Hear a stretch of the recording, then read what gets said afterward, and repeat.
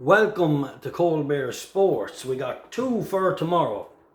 One in Lingfield and one in Bellewstown. First, let's just recap today. We had a winner on the Patreon service of 7 points. Max bet landed. Tipped up at 5-4 this morning. Went bashed off the boards into 4-7 and absolutely bolted in.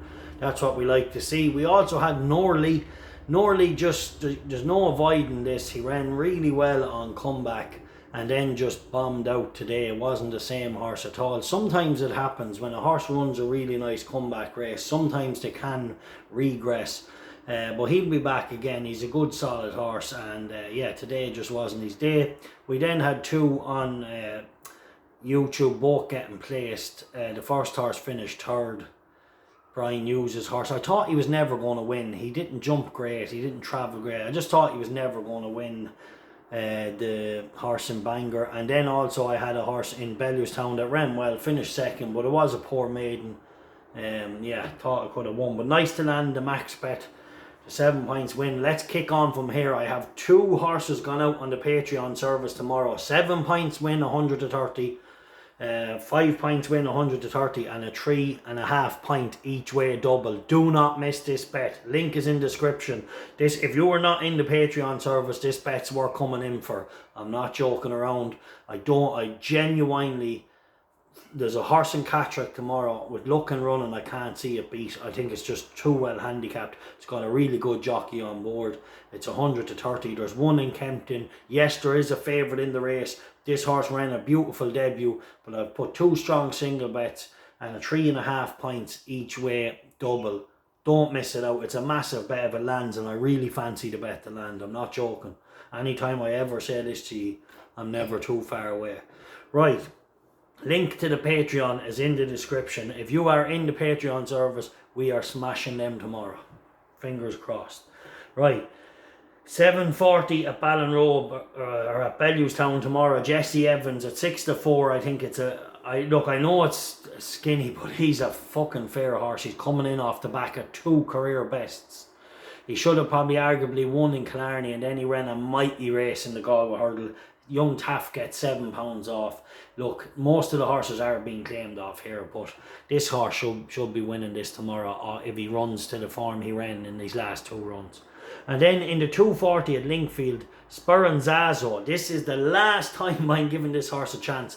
In the last day we tipped him up in Fostlass. He done the complete wrong thing. Saffie Osborne let it go to the front, and when I think she rode it, I can't remember, but they went into the home straight in front, right down the middle, and this horse is so green, so quirky, so immature, he just got lost. So I do think with Richard Kingscote, from a bad draw, which will help this horse because he can just fall in out the back of them and get cover and then track into the straight. If he doesn't do it tomorrow, he can go away a point each way. Spurring Zazo is much better than this mark. However, in kind terms, he's not the cleverest horse in the world.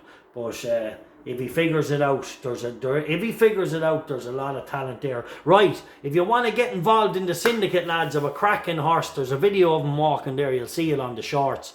He's a really nice horse. He's damn bred a listed winner, a 7-time winner she bred. She also bred 5 individual winners. He's ran really well on the flat. Should have won the last time in France. Really nice horse over Galileo mare by a young sire that's only had a handful of runners over hurdles. Has already had 2 winners. Group 1 winning sire. He won a Group 1 in St. Cloud by 7 or 8 lengths. And he's had, I think, a handful of runners over hurdles, and he's already had 2 winners. So a really nice horse this is. And yeah, if you want to come in, 40 grand is the price of the horse. 10% shares. I'm keeping 10 myself, and anyone else that wants one can come in and enjoy the horse. He's going to be trained in Midlam in North Yorkshire with Patrick Neville, who's based out of Anne Duffield's yard. They had a cracking year. They won the Swinton hurdle with N'Golo, and Anne Duffield had a great year on the flat as well. So yeah, they had a really good year all around. Paddy had lots of winners. I think he gets his licence soon now. He was waiting for it to get sorted in England. So yeah, they had lots and lots of winners this year. So we're going into a winning team with a nice young horse who's coming in off the back of a career best run on the flat.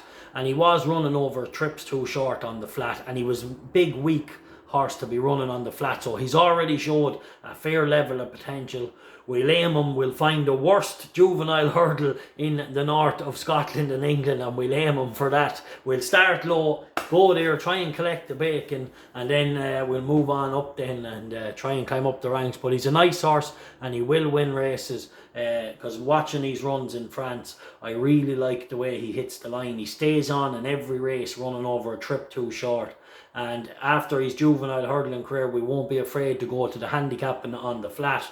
We might go to a mile 6 handicap on the flat, 2 mile handicap. I wouldn't be afraid any of them staying trips. So he's going to be a fun horse, but he's a good horse. He's already shown that.